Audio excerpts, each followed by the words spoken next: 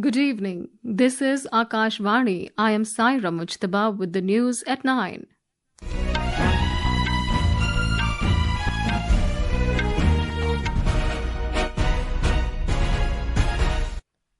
The headlines. Government approves incentive scheme to boost low-value BHIM-UPI transactions. Also clears over 10,600 crore rupee project to set up fertiliser plant in Assam's Namrup. Centre enhances allocations for growth of livestock sector and dairy development. Health Minister JP Nadda says government to open 10,000 more Jan Aushadhi outlets in the next 2 years. Government holds meeting with Punjab farmers in Chandigarh. Next meeting to take place on 4th of May. And in Swiss Open Badminton tournament, Kidambi Srikanth and 3 other Indian shuttlers enter pre-quarterfinals of singles event at Basel. And now the news in detail. The government today approved an incentive scheme for promotion of low-value BHIM-UPI transactions. Briefing media on the cabinet decisions in New Delhi this afternoon, Information and Broadcasting Minister Ashwini Vaishnav said the scheme will be implemented at an estimated outlay of 1,500 crore rupees. 1,500 crore rupees की ये scheme है and as per this scheme जो small merchants के payments होंगे up to 2,000 rupees उसमें कोई transaction की cost नहीं लगेगी और उनको इंसेंटिव दिया जाएगा और इसमें जो रिजर्व बैंक ऑफ इंडिया की जो स्टैंडर्ड डेफिनेशंस हैं वो सारी की सारी एप्लीकेबल होगी. Mr. Vaishnav said the government has decided to set up a new brownfield ammonia urea complex fertilizer plant within the existing premises of Brahmaputra Valley Fertiliser Corporation Limited at Namrup in Assam. He said the estimated total project cost is 10,601 crore rupees with debt equity ratio of 70:30 through a joint venture. Namrup 4 fertiliser plant के नाम से ये नया project है और इस project में एक जॉइंट वेंचर बनेगा जो कि government of Assam, BVFCL, HURL, NFL और ऑयल इंडिया लिमिटेड इन सब का एक जॉइंट वेंचर बनके 10,600 करोड़ रुपीस के टोटल इन्वेस्टमेंट से इस प्रोजेक्ट में यूरिया की मैन्युफैक्चरिंग होगी. इस प्रोजेक्ट से एक सिग्निफिकेंट चेंज आएगा नॉर्थ ईस्ट में यूरिया की अवेलेबिलिटी के लिए. The minister informed that the Cabinet Committee on Economic Affairs has approved the construction of a 6-lane access-controlled greenfield national highway to connect JNPA port to Chowk in Maharashtra. The centre also gave nod to the revised Rashtriya Gokul mission to boost growth in the livestock sector. Mr. Vaishnav said the implementation of revised Rashtriya Gokul mission as central sector component of development program scheme is being done with an additional outlay of 1,000 crore rupees. That is total outlay of 3,400 crore rupees during the 15th Finance Commission cycle from 2021-22 to 2025-26. राष्ट्रीय Gokul mission 3,400 crore का इसमें basically कैसे हम milk production की productivity बढ़ाएं उसके ऊपर काम किया गया है. इसमें आर्टिफिशियल इंसेमिनेशन और इन विट्रो फर्टिलाइजेशन इन दोनों पे काम करना है. इंसेमिनेशन के पूरे इंफ्रास्ट्रक्चर को पूरे नेटवर्क को कैसे बढ़ाना उस पे बहुत बड़ा जोर दिया जाएगा जिससे कि किसानों को अपने गाँव में ही या गाँव के आसपास ही जितनी हो सके सुविधाएं मिल सके. The Cabinet also approved the revised National Programme for Dairy Development. The revised National Programme for Dairy Development, a central sector scheme, has been enhanced with an additional 1,000 crore rupees, bringing the total budget to 2,790 crore rupees for the period of the 15th Finance Commission cycle 2021-22 to 2025-26. Health Minister JP Nadda today said there are 15,000 Jan Aushadhi outlets that are currently operational. He said the government has decided to open 10,000 more such outlets in the next 2 years. The minister was replying to the discussion in Rajya Sabha on the working of the Health and Family Welfare Ministry. Jan Aushadhi में अभी हमारे पास 15,000 outlets हैं. इस साल हम 5,000 करेंगे, अगले साल हम 5,000 करेंगे. अभी तक 6,800 करोड़ रुपए का सेल हो चुका है जिसमें से पेशेंट को सेविंग जो हुई है वो 30,000 करोड़ की हुई है.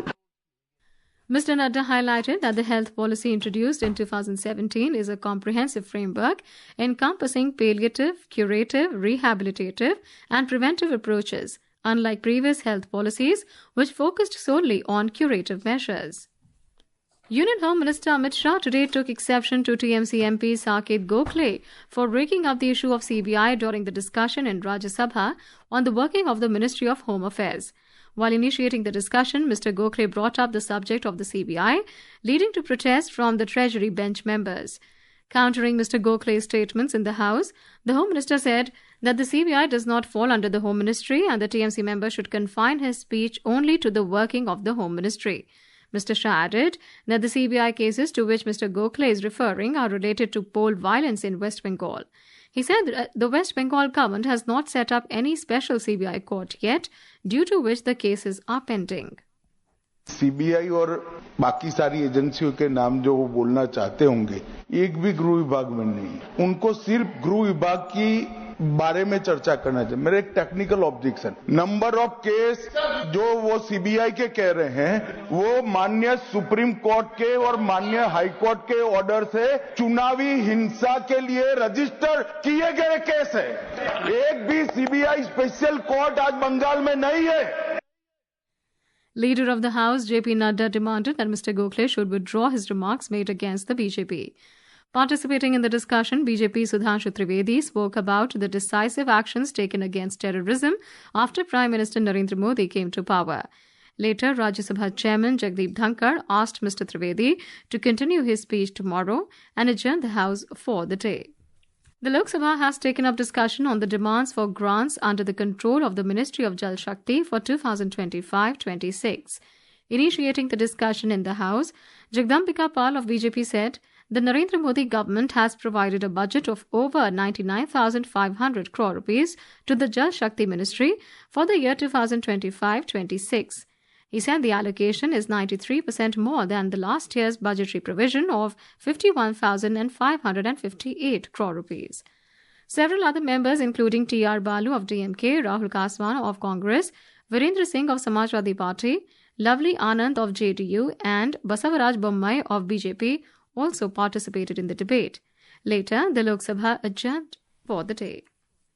Electronics and IT Minister Ashwini Vaishnav today said the government is cognizant of the risks posed by online gaming and potential harms like addiction. In a written reply to a question in Lok Sabha, the minister informed that the policies of the centre are aimed at ensuring an open, safe, trusted and accountable internet for its users.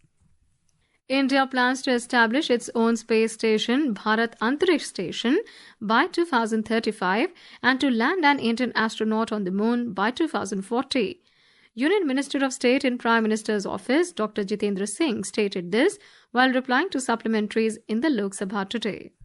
Bharat की योजना है कि हमारा एक अपना अंतरिक्ष station हो जिसका हम नाम भारत अंतरिक्ष स्टेशन रखें और यदि सब कुछ योजना अनुसार चलता रहा तो सन 2040 को एक भारतीय मूल का व्यक्ति चांद पर उतारने की भी योजना है.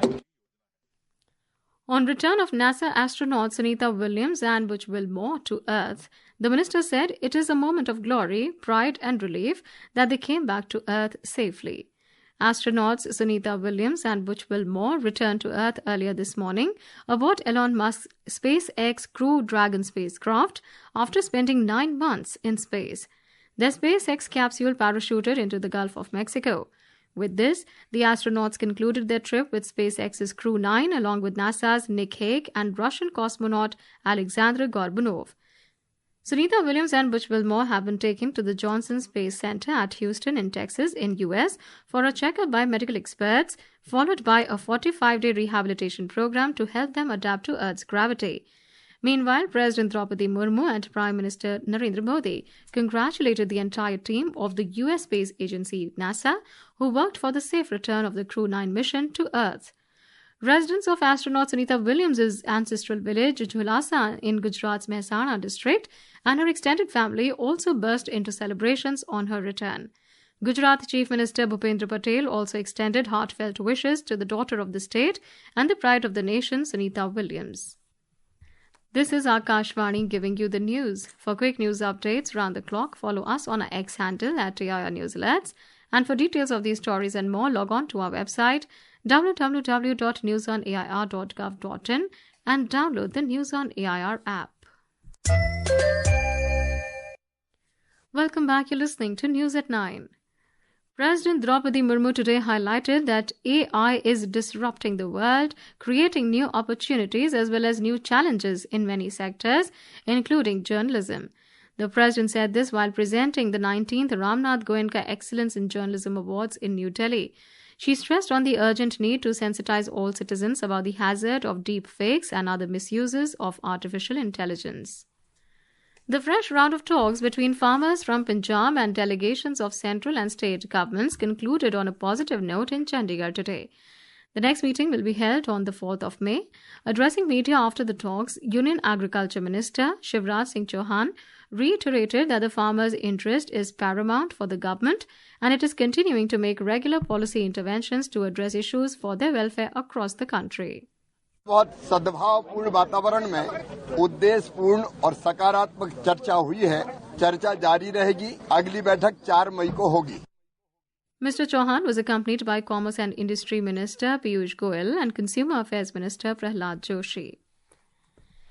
External Affairs Minister Dr. S. Jaishankar today met Cuba's Deputy Prime Minister Dr. Eduardo Martinez Diaz on the sidelines of the Raisina Dialogue 2025 in New Delhi. In a social media post, Dr. Jaishankar said they discussed development cooperation, especially in health and traditional medicine. Dr. Jaishankar also met with his counterparts from Georgia, Maka Bochorishvili, and Norway, Espen Barth. The External Affairs Ministry today expressed concern over the situation in Gaza and called for the release of all hostages.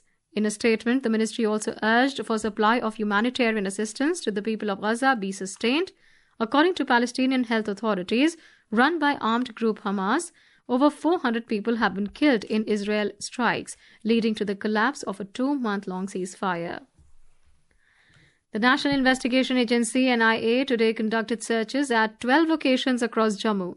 The searches were conducted at the homes of overground workers or OGWs linked to newly formed offshoots and affiliates of banned terrorist organizations like Lashkar-e-Taiba and Jaish-e-Mohammed.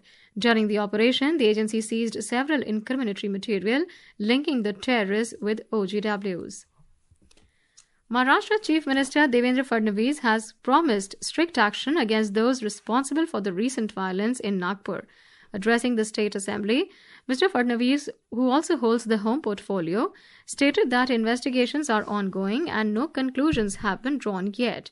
However, he hinted that the incidents appeared to be premeditated to incite unrest. On to sports now. In Swiss Open Badminton tournament, several Indian shuttlers, including Kidambi Srikanth, Isha Rani Barua and Anupama Upadhyay, have advanced to the pre-quarterfinals of singles events at Basel. In men's singles, India's Kidambi Srikanth advanced to the pre-quarterfinals, defeating compatriot H.S. Pranoy, while Sankar Subramanian overpowered Magnus Johansson of Denmark in the opening matches this evening. In women's singles, Isha Rani Barua and Anupama Upadhyay also entered the pre-quarterfinals after registering victories in the first round matches. Later tonight, 2-time Olympic medalist P.V. Sindhu will face Denmark's Julie Dervoll Jacobsen, while compatriot Malvika Bansal will take on Canada's Michelle Lee in the first round matches.